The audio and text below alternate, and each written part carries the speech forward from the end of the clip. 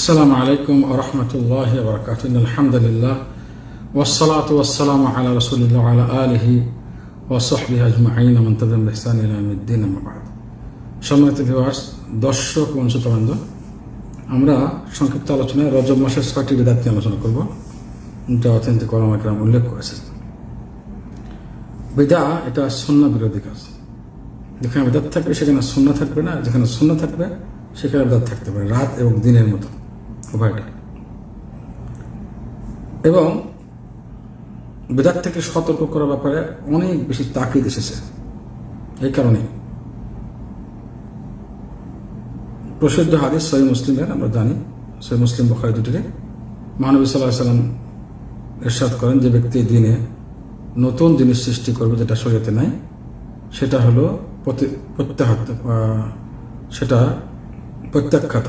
অর্থাৎ তা কখনো অ্যাকসেপ্ট করা হবে না, ছুঁড়ে মারা হবে। এটার নামে বিদআত। মহানবী সাল্লাল্লাহু আলাইহি ওয়াসাল্লাম আরও বলেন সহিহ মুসলিম হাদিস, মান আমিলা আমালান লাইসা আলাইহি আমরুনা ফাহুয়া রাদ্দুন, যে ব্যক্তি এমন কোনো আমল করলো যা আমাদের দিনে নেই, তা প্রত্যাখ্যাত আমল। এটা সহিহ মুসলিমের বর্ণনা আসছে, যেটা আমি আগে বললাম সেটা সহিহ বুখারী মুসলিম দুটি। মান আহদাসা ফি আমরিনা হাযা মা লাইসা মিনহু ফাহুয়া রাদ্দুন, যে ব্যক্তি নতুন জিনিস সৃষ্টি করলো যা দিনে নাই, সেটা প্রত্যাখ্যাত। আর সহিহ মুসলিমের হাদিসে যদি এমন আমলের কথা বলেছে, আমল যে আমলটি শরীয়তে নাই, যেটা আমাদের মহানবী হাদিসের মধ্যে নাই, মহানবী সাল্লাল্লাহু আলাইহি ওয়াসাল্লাম দিনে এটা দেন নাই, ইসলামে আমল উল্লেখ করেন, এমন কাজ প্রত্যাখ্যাত, গ্রহণযোগ্য হবে না। অর্থাৎ তার যে করবে তার থেকে সরে মারা হবে, কখনো গ্রহণ করা হবে না। এভাবে অনেক তাকিদ এসেছে। মহানবী সাল্লাল্লাহু আলাইহি ওয়াসাল্লাম বলেছেন, ইয়্যাকুম ওয়া মুহদাসাতিল উমুর, সাবধান থেকো তোমরা ইসলামের নতুন কাজ সৃষ্টি থেকে, ইত্যাদি অন্যান্য হাদিস। আমরা ভূমিকা লম্বা করবো না। এবার 6টি বিদআত রজব মাস কেন্দ্রিক, এগুলো উল্লেখ করতে চাচ্ছি। 1 নম্বর হলো সালাতুর রাগায়েব। প্রথম রাত্রিতে, রজব মাসের প্রথম রাত্রিতে বিশেষ সালাতের যে ব্যবস্থা করা হয়, বিশেষ সালাত, সবগুলো হাদিস জাল, একটা হাদিসের কোনো ভিত্তি নেই। শাইখুল ইসলাম ইবনে তাইমিয়া রাহমাতুল্লাহ ইসলামের সবচেয়ে বড় আলেমদের মধ্যে একজন, তিনি বলেছেন এ ব্যাপারে যে ইসলামের দিনের সমস্ত ওলামাদের ঐক্যমত এটা বিদআত। তার মানে যারা করে তারা ওলামা না। আমরা যদি হুবহু কথা নকল করি, ক্বালা শাইখুল ইসলাম ইবনে তাইমিয়া রাহিমাহুল্লাহ, সালাতুর রাগায়েব বিদআতুন বিইত্তিফাক আইম্মাতিদ দ্বীন কামালিক ওয়া শাফিঈ ওয়া আবি হানিফা ওয়া সাওরি ওয়া আওজাঈ ওয়া লাইস ওয়া গায়রিহিম। এরপরে বলেন, ওয়াল হাদিস আল মারউই ফিহা কাযিব বিইজমাই মিন আহলি আল মা'রিফাতি বিল হাদিস। বাংলা করি, শাইখুল ইসলাম তাইমিয়া রাহিমাহুল্লাহ বলছেন যে এই যে সালাত প্রথম রাত্রিতে রজব পড়া হয়, এটা দ্বীনের যারা আইম্মায়ে কিরাম, ওলামা, প্রসিদ্ধ ওলামায়ে কিরাম, ইমাম মালিক উদাহরণস্বরূপ বলেছেন, ইমাম মালিক, ইমাম শাফিঈ, ইমাম আবু হানিফা, ইমাম সাওরি, আওজাঈ, লাইস, সবার ঐক্যমতে এটা বিদআত। এবং তিনি বলেন যে সমস্ত হাদিস এই ব্যাপারে এসেছে, ফজিলত ইত্যাদির ব্যাপারে, এগুলো সব হাদিস বিশারদ যারা আছে তাদের ঐক্যমতে এগুলো মিথ্যা। আস্তাগফিরুল্লাহ। এই ভিত্তিতে আমল হবে কখনো না।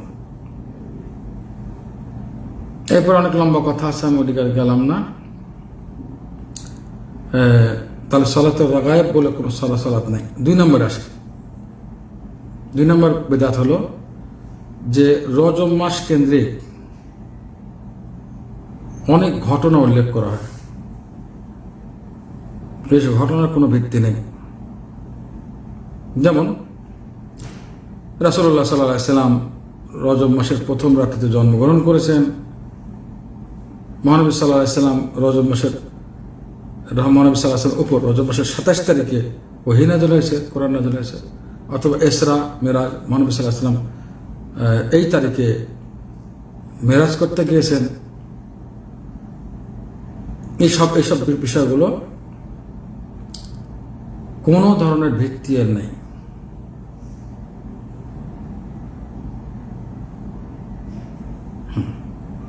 সুতরাং এইসব ভিত্তিহীন কথাবার্তা ইসলামে নাই।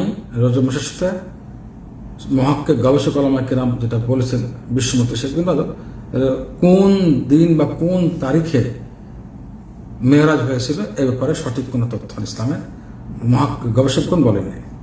আর যদি এটা সাব্যস্ত হয় অমুক তারিখে, তবু কোনো ইবাদত সাব্যস্ত নেই। কারণ রাসূলুল্লাহ সাল্লাল্লাহু আলাইহি ওয়াসাল্লাম এমন কোনো কিছু করে যাননি, সাহাবা একরাম সাল্লাল্লাহু আলাইহি ওয়াসাল্লাম আইম্মা একরাম কেউ করেন এটা, কোনো ধরনের ইবাদত এখানে নেই। যদি ইবাদত থাকতো তাহলে সাহাবা একরাম ওই তারিখটি অবশ্যই মনে রাখতেন। যেমনটি আশুরার রোজা তারিখ কেউ ভুলেন নেই, মুহররম মাসের 10 তারিখ। এরপরে জিলহজ মাসের 9 তারিখের রোজা, আরাফার রোজা কেউ ভুলেন নাই, রোজা সাব্যস্ত। তো ইবাদত যদি সাব্যস্ত হতো তাহলে তারিখ মনে রাখতেন, সাব্যস্ত নেই, তারিখকে মনে রাখেন, এটা সঠিকভাবে আর কোনো তথ্য নেই কোন তারিখ হয়েছে। সুতরাং যদি কেউ এটাকে কেন্দ্রিক 27 তারিখে যদি অনুষ্ঠান করে, এভাবে সভা করে 27 তারিখে রজব মেরাজের রাত, এগুলো সব বিদআত ভিত্তিহীন। রোজা রাখে তার দিনে, রাত্রের মধ্যে রাত্রে ইবাদত করে, সব ভিত্তিহীন এবং বিদআত, কোনো সন্দেহ নেই। এগুলো যেগুলো নাই তার চিল্লাচিল্লি 1 কোটি বছর চিল্লাচিল্লি করলেও তা আসে হয়ে যাবে না, বলে দিচ্ছি। যা নাই, যা ভিত্তিহীন, তার ভিত্তি নাই বলেই সালফে সালাইন ইমামগণ, প্রসিদ্ধ ইমামগণ সব বলে গেছেন। আমি চিল্লাচিল্লি করলে সে যাবে? চিল্লাচিল্লি আজীবন করলেও কাজ হবে না। 3 নম্বর, সালাত উম্মে দাউদ, অর্থাৎ রজব মাসের অর্ধেক রজবে এক ধরনের সালাত আদায় করে, তাকে সালাত উম্মে দাউদ বলা হয়। ভিত্তি নেই, কোনো ভিত্তি নেই। 4 নম্বর বিদআত, যে রজব মাসে বিশেষ করে দান সাদকা করে, যে মৃত ব্যক্তির রুর কাছে পৌঁছানোর জন্য, ভিত্তিহীন। দান সাদকা ওপেন সারা সপ্তাহ। এভাবে সালাতও, রাত্রির সালাত ওপেন সারা বছর, যে কোনো সময়।